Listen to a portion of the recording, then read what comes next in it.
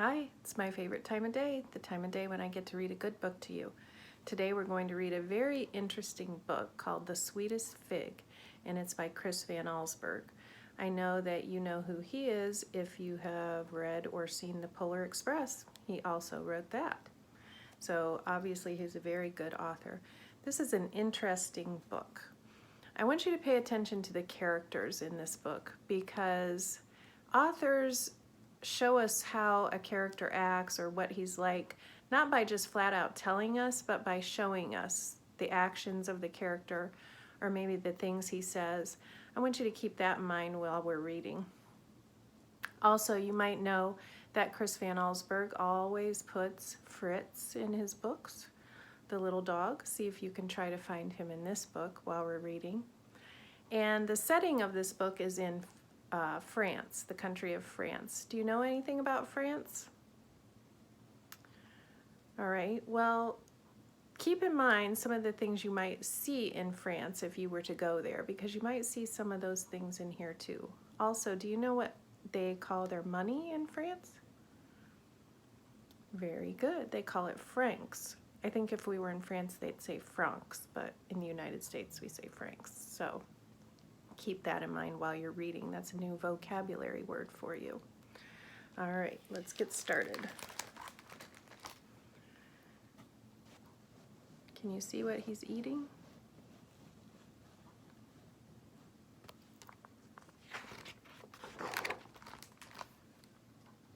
Have you ever eaten a fig?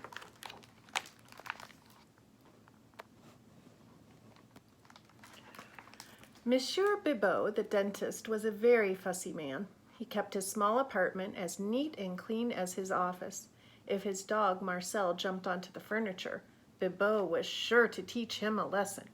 Except on Bastille Day, the poor animal was not even allowed to bark.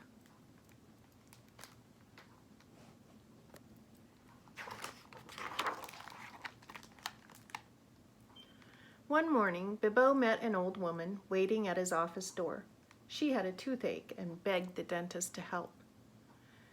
"But you have no appointment," he told her. The woman moaned.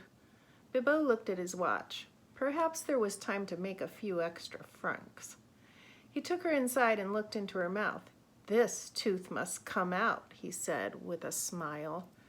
Why do you think he was smiling? Doesn't seem like something to smile about.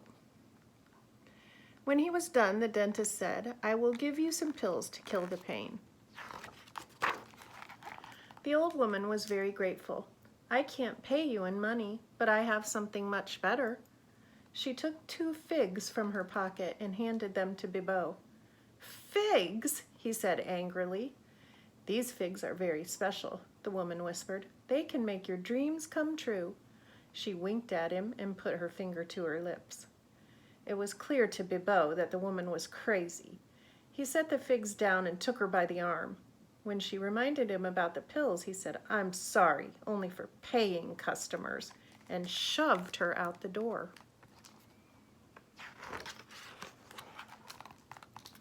That evening, Bibot took his little dog to the park. Poor Marcel loved to sniff the tree trunks and bushes, but whenever he stopped, Bibot would pull sharply on the leash. Just before going to bed, the dentist had a small snack. He sat at his dining room table and ate one of the figs the old woman had given him. It was delicious, possibly the finest, sweetest fig he'd ever had. How would you describe him at this point?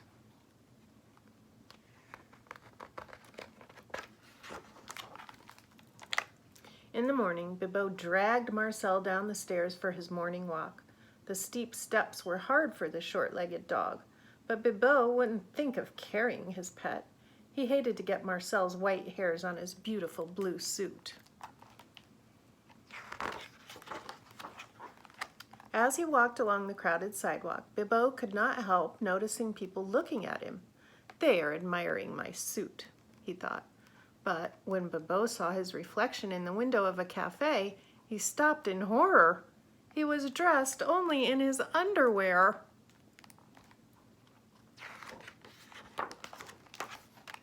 The dentist turned and ran into an alley. "Sacre bleu," he thought. What has happened to my clothes?" Then he remembered the dream he'd had last night. In his dream, he'd stood in front of that very cafe dressed in his underwear. Something else had happened in his dream, and Bibot struggled to recall it. Marcel, looking out from the shadows of the alley, began to bark. The dentist looked up and saw the rest of his dream come true.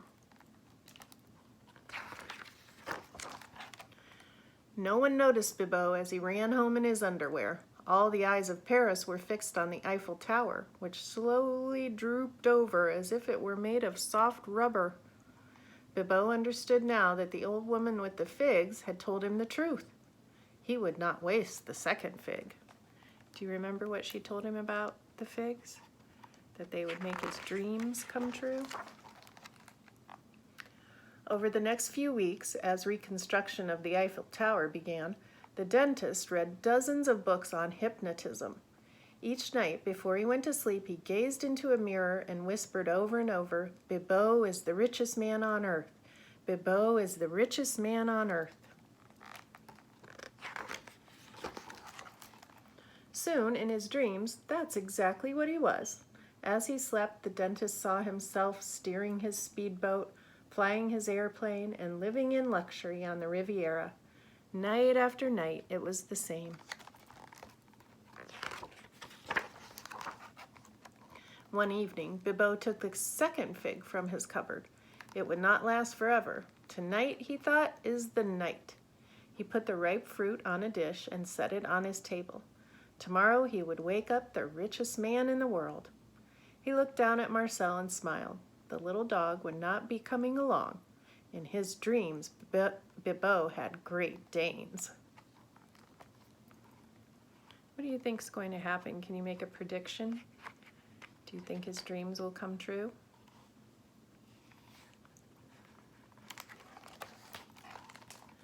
As the dentist reached into his cupboard to take out some cheese, he heard the crash of breaking china. He turned to see Marcel standing on a chair with his front paws on the table, chewing the last of the fig. Uh-oh. What do you think he's going to do to poor little Marcel? Bibot was furious. He chased the dog around the apartment. When Marcel ran beneath the bed, Bibot yelled at him, "Tomorrow I'll teach you a lesson you'll never forget." Then the dentist, angry and heartbroken, went to sleep. Why do you think he's angry and heartbroken? Yes, I think he thinks now his dreams aren't going to come true.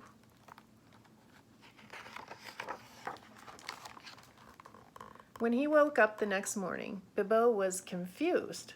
He was not in his bed. He was beneath it. Suddenly, a face appeared in front of him. His own face. "Time for your walk," it said. "Come to Marcel." A hand reached down and grabbed him. Bibot tried to yell, but all he could do was bark. And that's the end. What happened?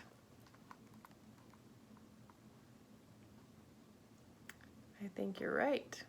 They switched places. So that means, what was Marcel dreaming about?